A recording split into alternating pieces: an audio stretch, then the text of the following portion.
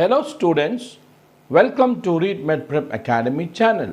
Today in Classical Genetics Part 5, we are going to discuss about polygenic inheritance in wheat and extra-chromosomal inheritance. First, let us discuss about polygenic inheritance in wheat regarding the kernel color. What is polygenic inheritance? Several genes combine to affect a single trait. A group of genes that come together contribute a characteristic of an organism is called polygenic inheritance. Experiment on polygenic inheritance gives explanations to the inheritance of continuous traits which are compatible with Mendel's law. The first experiment on polygenic inheritance was demonstrated by Swedish geneticist H. Nilsson Ehle in 1909 in wheat kernels. Kernel color is controlled by two genes, each with two alleles. One with red kernel color was dominant to white. He crossed the two pure breeding wheat varieties, dark red and a white. Dark red genotypes R to the base 1, R to the base 1, R to the base 2, R to the base 2, and white genotypes small r to the base 1, small r to the base 1, small r to the base 2, and small r to the base 2. In the F1 generation, medium red were obtained with the genotype capital R to the base 1, small r to the base 1, capital R to the base 2, and small r to the base 2. Here in this image, you can see that the parent generation, which is dark red, given as capital R to the base 1 and capital R to the base 2, is crossed with the white, which is small r to the base 1 and small r to the base 2. In the F1 generation, the genotype obtained is capital R to the base 1, small r to the base 1, capital R to the base 2, and small r to the base 2. And the phenotype obtained is medium red. In the F1 generation, these medium red varieties are crossed or selfed. F1 wheat plant produces four types of gametes: capital R to the base 1, capital R to the base 2, capital R to the base 1 and small r to the base 2, small r to the base 1 and capital R to the base 2, small r to the base 1 and small r to the base 2. The intensity of the red color is determined by the number of R genes in the F1 generation. If there are 4 R genes, a dark red kernel color is obtained. If there are 3 capital R genes, medium dark red kernel color is obtained. When there are 2 capital R genes, medium red kernel color is obtained. When there is 1 capital R gene, light red kernel color is obtained. When there is no capital R gene or absence of capital R gene, it results in white kernel color. Here you can see in this image, in the polygenic inheritance in wheat kernel color, when the dark red is crossed with the white, the medium red is obtained in the F1 generation. In the F1 generation, when they are selfed and the gametes obtained are put in a checkerboard, you can see that when there are 4 capital R's, the color is different. When there are 3 capital R's, the color is different. The 2 capital R's, the color is different. And 1 capital R, the color is different. Here you can see the genetic control of color in wheat kernels. So, the capital R base 1, capital R base 1, capital R base 2, capital R base 2, the phenotype is dark red. And the small r to the base 1, small r to the base 1, small r to the base 2, and small r to the base 2, the phenotype is white. When they are crossed, the medium red is obtained in the F1 generation, which gives a genotype of capital R to the base 1, small r to the base 1, capital R to the base 2, and small r to the base 2. And when this variety is selfed, the genotype obtained when they have 4 capital R's, the color is dark red, which is 1 in the ratio. When the capital R is 3, then medium red color is obtained and the ratio is 4. When the capital R is 2, the ratio is 6 and the medium red obtained. And when there is only 1 capital R, light red color is obtained, which in the ratio of 4. When there is no capital R at all, the ratio is 1 and only white is obtained. So 15 red are obtained and 1 white is obtained. in the ratio of 1:4:6:4:1. The R gene in an additive manner produces the red kernel color. The number of each phenotype is plotted against the intensity of red kernel color, which produces a bell-shaped curve. Here you can see in this image the bell-shaped curve 1:4:6:4:1. One is dark red, medium dark red, light red and white. The maximum color is obtained in the ratio of 6. The data produces a bell-shaped curve which demonstrates the continuous variation in wheat kernel color from dark red to white in F2 generation. The bell-shaped curve represents the distribution of the phenotype. Other example, height and skin color in humans are controlled by 3 pairs of genes. What is the conclusion? Finally, the loci that was studied by Nielsen and Ehle were not linked and the genes are sorted independently. Later, researchers discovered the third gene that also affects the kernel color of wheat. 63 red is to 1 white in F2 generation. The 3 independent pairs of alleles were involved in wheat kernel color. Nielsen and Ehle found the ratio of 63 red is to 1 white in F2 generation. The ratio given is 1:6:15:20:15:6:1 in the F2 generation. Here you can see the polygenic inheritance in wheat kernel where the 3 alleles capital A, capital A, capital B, capital B, capital C, which is dark red wheat kernel. Small a, small b, small b, small c, which is a white wheat kernel color. And the genotype obtained is capital A, capital B, small b, capital C, small c in the F1 generation, which is an intermediate red in color.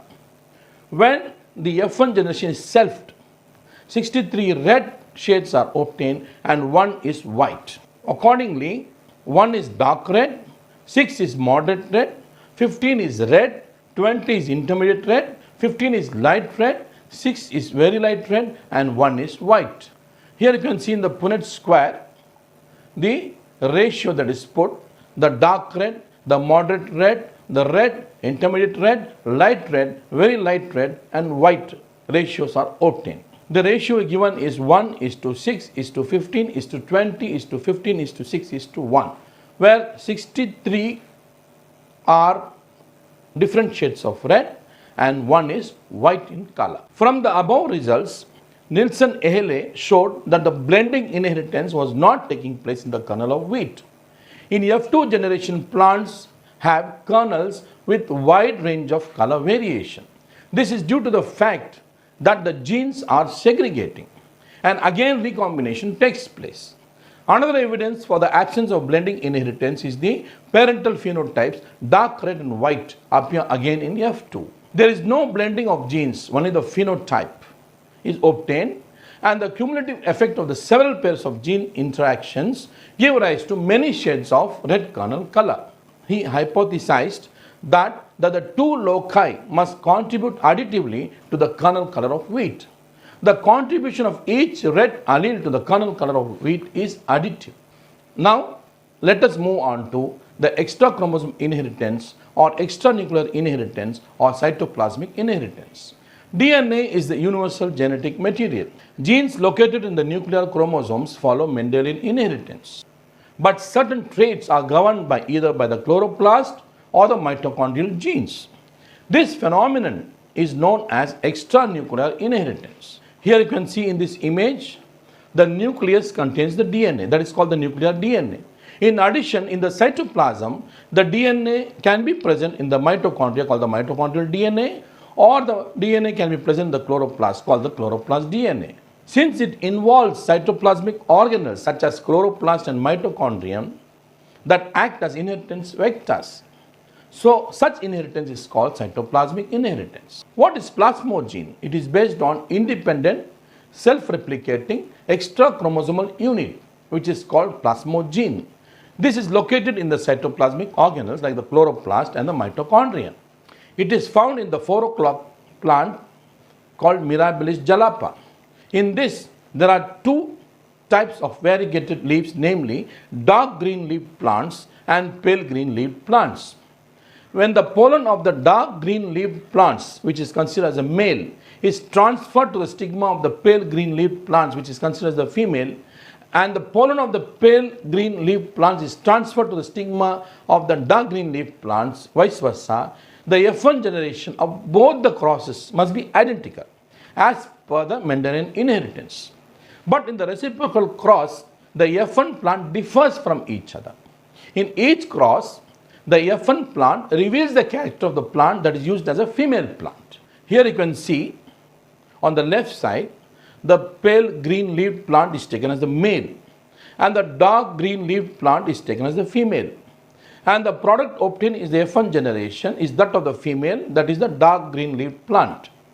On the right side you can see when a dark green leaf plant, which is considered as the male, and the pale green leaf plant, which is considered as the female, are crossed, the character of the female plant is obtained in the F1 generation. That means the plant is pale green leaved. So the inheritance is not through nuclear gene. It is due to the chloroplast gene found in the ovum of the female plant, which contributes the cytoplasm during fertilization. Since the male gamete contribute only the nucleus but not the cytoplasm. Here you can see the cellular explanation of the variegated phenotype of the leaves in Mirabilis jalapa. The variegated leaves contain some amount of chlorophyll and some places there is no chlorophyll. So all white chloroplasts are seen in a color which is different from the green, and the green chloroplasts are transferred through the chloroplast DNA, whereas white chloroplasts is transferred through the white chloroplast containing in the cytoplasm. In some type of plants which are completely green leaves, there is no white chloroplast. Only green chloroplasts are found. Recently it has been discovered that cytoplasmic genetic male sterility is common in many species. This sterility is maintained by the influence of both nuclear and cytoplasmic genes. There are commonly two types of cytoplasm. N cytoplasm called the normal cytoplasm and the S cytoplasm called the sterile cytoplasm. The genes for these are found in the mitochondrion. There are also restores of fertility, RF genes. Even though these genes are the nuclear genes, they are distinct from the genetic male sterility genes of other plants. Because the RF genes do not have any expression of their own unless the sterile cytoplasm is present. So RF genes are required to restore the fertility in the S cytoplasm, which is responsible for sterility. So the combination of capital N cytoplasm with small rf and small rf and capital S cytoplasm with capital R small f and capital R small f produces plants with fertile pollens, while S cytoplasm with small r small f produces only male sterile plants.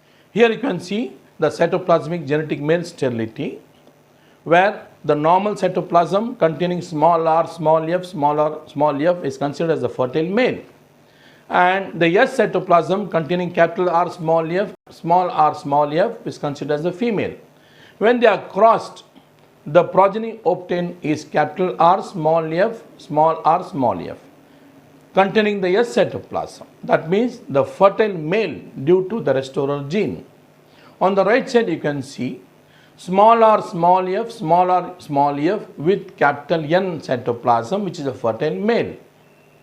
And on the other side you can see the capital S cytoplasm with the capital R small f, and the progeny obtained is the cytoplasm having the S and small r small f. So when the S is present, so it's a sterile male due to the absence of the restorer gene. Now what is atavism? It is a modification of a biological structure whereby an ancestral trait reappears after having been lost through re-emergence of sexual reproduction. In the flowering plant, Hericium pilosella is the best example for atavism in plants. Here you can see the plant atavism in Hericium pilosella.